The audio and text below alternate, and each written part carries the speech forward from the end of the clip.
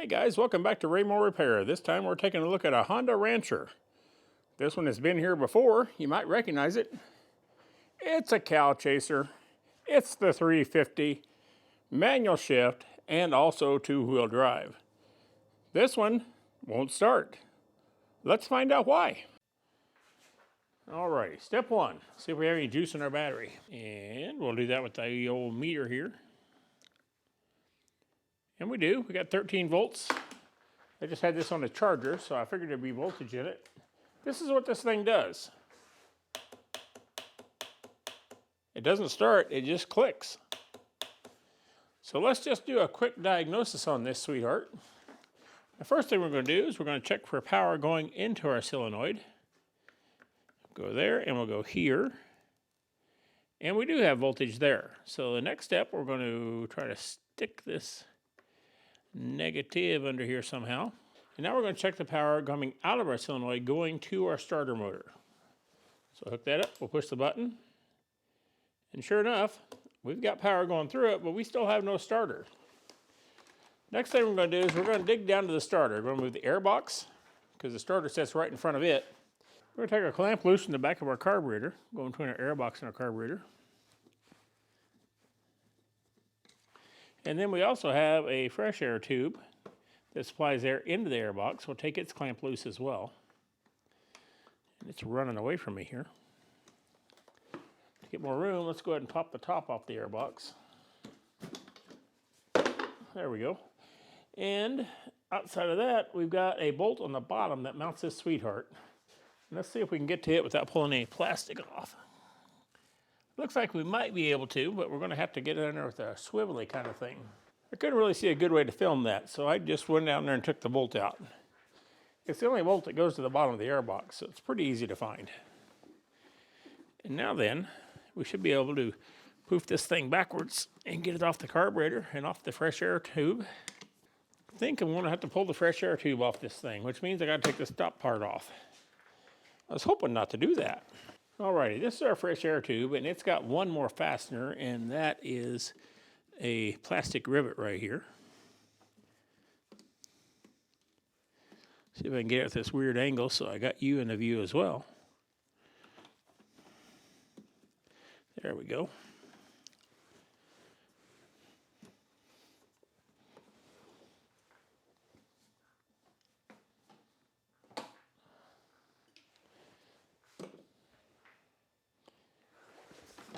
Yeah, we can work this one out forward.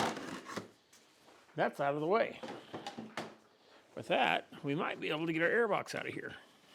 We'll have a crankcase breather hooked to this. We'll get it unhooked. It's easier to just unhook it from the engine end. That goes to the engine. And that's the crankcase breather.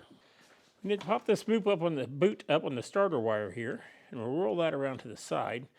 Then we're going to push our button and see if we have any power at the starter motor itself. Now, you're probably not going to be able to see the meter here, so there's going to just have to be a little trust and faith involved.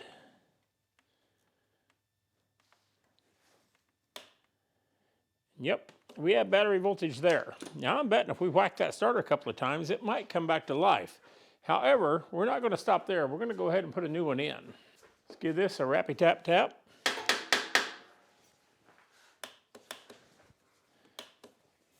Again. Nope, that trick did not work. Well, let's pull our starter motor out and then we'll see about putting another one in here. Okay, let me help you get the lay of the land. This is the back of the carburetor. This is the starter. We're looking down in where the air box was. First thing we're going to do is take the wire off the starter. Now this is not hot unless you push the starter button down, so it's not like we're going to short anything out here. I believe we got that loose. See if I can reach in here and keep the camera in sight. That is off. It won't short out because I'm not hitting the starter button. It really is that simple. We'll get this up and out of the way. Boy, she is not very flexible at all. And then we have a starter mount bolt right here. There's going to be another one. I don't remember if it's underneath or to the side. Right there and right. Everything's kind of nasty under here. Yeah, let me take a look underneath there and see exactly what we got on the other one.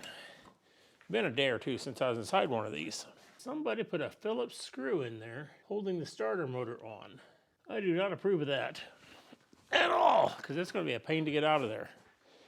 Let me grab a flip screwdriver. All right, we got the Phillips screw out. It was a pain. Now let's go ahead and take the other 10 millimeter headed bolt out.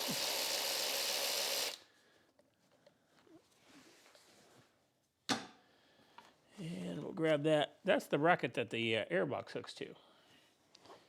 Bolts to the back of the starter. Now we should be able to just grab this and pull it out. Of course, it's never that simple. Apply a little pressure. There we go. There's one starter motor. Why is everything so filthy right in this particular area? Who knows? It's the darndest things, I tell you. He brought me a starter motor. Let me find it. All right, we have a brand spanking new starter motor.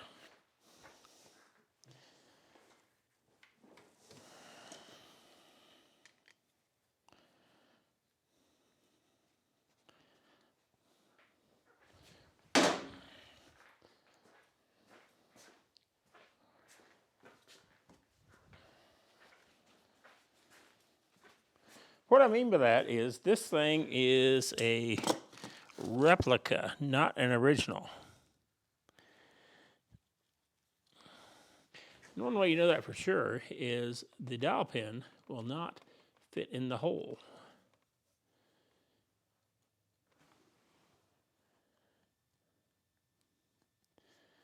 Well, it isn't drilled for the hole, so we'll go with what we know. Set this new sweetness in here, kind of like that. Get our bolt and our bracket that we just took out. It will go in here like this.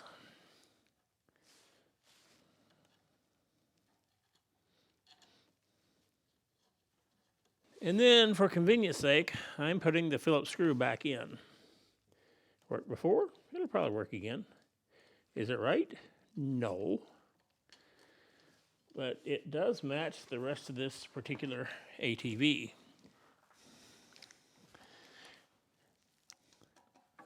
This thing is not junk, but it is well used.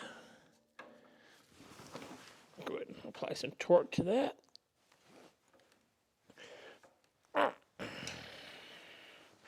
There we go. And we'll apply some torque to our other bolt.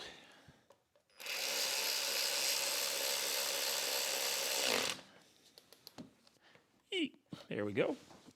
We'll hook up our wire. Then we'll see if we have starter action. Oh, look, it comes with a new nut even. That's something, isn't it?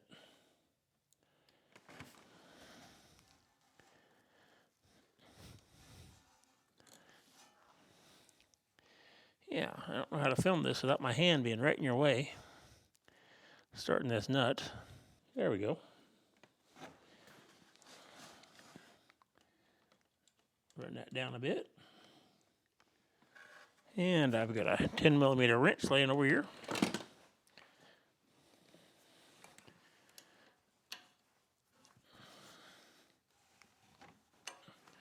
That should be tight enough. Put our boot back down over that because I am confident this thing is going to work. All right, she's on. And it does work. That is good news. All she needed was a starter. And we got that put on. Slide my airbox down in here. Get it started on the carburetor. Put our crankcase vent back on.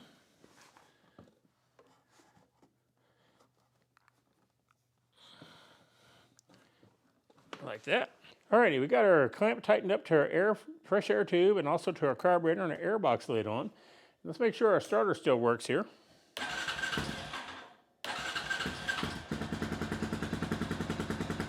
That's awesome. I like it when stuff's simple, and I like it when stuff works. So we got that done. We'll put our side box or a piece of our bodywork back onto the side here. This simply sits on here. It goes underneath our bodywork down here, and then it used to have, well, it's still got one. I think it clips into there.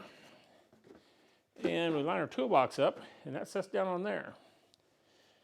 Put our little plastic rivets back in. This one, it had a plastic rivet that pretty much died, so we'll just get rid of that one. We'll put a new one in there. But we have a bolt down here. It's not the correct bolt, it's an 8mm headed bolt. We'll put that nut in there, and then we'll grab it with a pin wrench. I had a 10, there it is. And the ratchet.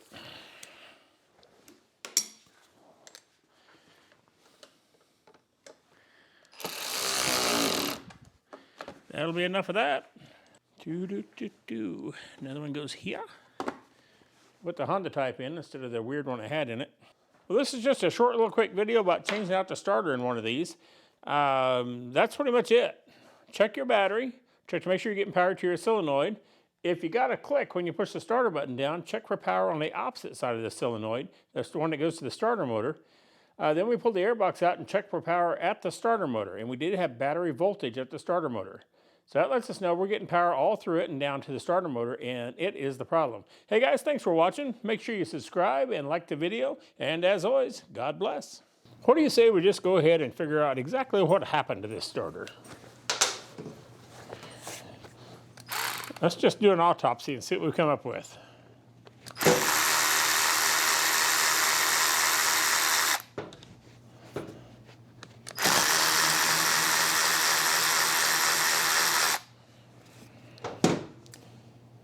I think it's the brushes, the windings. My money's on brushes. If you don't smell too toasty, it's always good.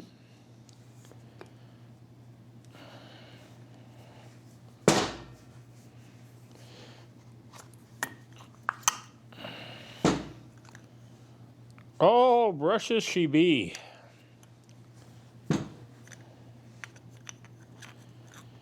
Yeah, we got one brush that's completely toast, and the other one is right next door to it. Now, I'm going to say if this is a, this is a Mitsuba starter. This one cleaned up and brushes put in is probably better than the other one is new, than the aftermarket one is new. So yeah, that's all we got going on. We got us a set of brushes that has passed on. I think the commutator would clean up on this. Yeah, pretty sure it would. Yeah, it's just brushes. I'm going to buy a set of brushes for this thing and put them in here and fix this starter because, like I say, it'll be better than when it's in there. Anyway, that's what happened to it. God bless.